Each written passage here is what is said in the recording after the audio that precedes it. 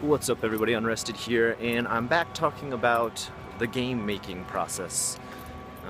So, where am I at on talking about that game that I have roaming around in my head as far as what to do with it? Well, what I've got so far is I went out, I bought a sketchbook, and I started sketching up concept ideas. I think that's the first place I know how to start with. It's the first place I start with when I make an RPG type game or adventure. So I thought, you know what, I'm just gonna start with that same process because recently I've been getting a lot of emails that are like, I hear you want to try and make something. I'd be interested in helping you. What kind of ideas you have? And I could sit there and I could type a lot of stuff out, or I could chat with someone on Skype. But I feel like visuals, actual visuals, written or drawn down, sketched out, give people a better idea of what the imagery in your head is like, what you're playing with as far as characters, personalities, settings, environments, etc., etc. So I've just decided to start with that, but at the same time I've got kind of a thing going on with having multiple people send me different aspects of what they could do, literally just like volunteering their own time. First of all, I want to say that's awesome, that's flattering, that's amazing that people would have that much faith in me putting together something that would be worthy of being playable.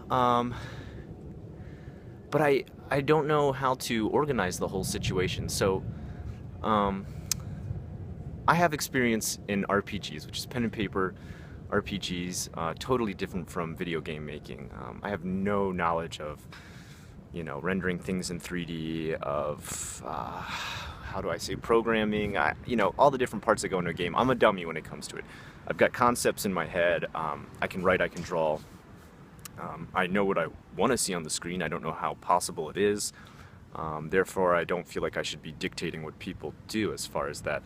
Nonetheless, I would like to put the help to use. I mean, if it's offered, why deny it? That's an amazing thing. Don't throw it away. Unfortunately, there wouldn't be any way I'd be able to offer anyone any money.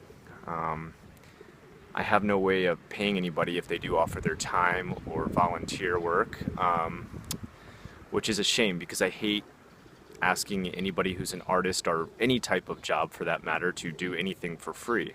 But I guess if they're volunteering it, I'm not actually asking, so give or take.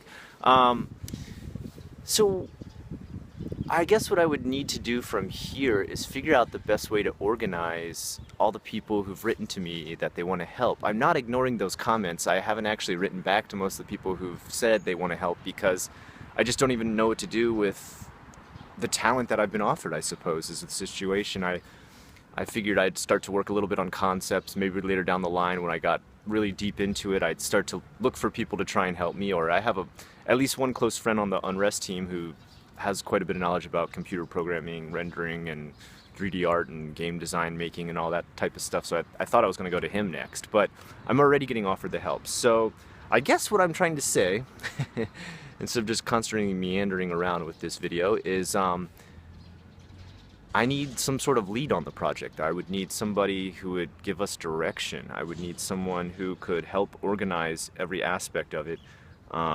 Because what I would be bringing to the team is my art, my ideas. I have an entire game story written down.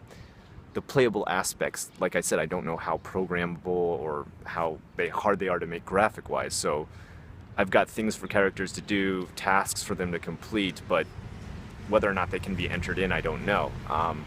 The thing is, I have a pretty full story already written out. I've had it out for a while. I was actually going to use it for a way future down the line horror movie when I actually had multiple actors and more sets to work with and more places to go around Japan. And the concept rotates around both of the games I was talking about. It's coming to Japan and also a horror game in Japan. I kept asking people, well, which one should I do? Should I do Coming to Japan or a horror game in Japan? They said, why don't you just combine them? And that actually worked out with the story I already had written. It was a Gaijin reporter coming to Japan, or I don't know if he's going to be a reporter. We may change that because that's starting to get overdone too much. And him getting deep into some of the underground stuff in Japan as he investigates, and that's what leads him into kind of this world of horror. So I thought, you know what, if you could play as him getting to Japan first, doing all your work and everything, that would be a really interesting way to play out the tutorial aspect of the game and then get into the meat of it with the horror stuff. I mean, you know, again, let me know how you feel about that as a viewer, as a commenter. If you think it's a stupid idea, just say it. It's all right. The game hasn't been made. You're not criticizing anything I've produced, so that's fine. That's fine. If you have other concepts or ideas that you have in mind that you think would be better, then you're willing to lend those, then let me hear them. That'd be awesome. I'm very, very open to all different types of ideas. The plot is very malleable at this point. So please, offer up anything you have. If you have an idea about how and where to begin with a lead on a project, please let me know about that. And any and all of your advice is very welcome. You guys have been giving me awesome advice on just the very beginning starts of this. Of course, this is a project that's probably far, far off in the distance as far as getting made, but nonetheless, it's fun to work on. If nothing else, it's fun to work on. Until next time, I'm Unrested. If you like what you saw here today, please like, comment, and subscribe.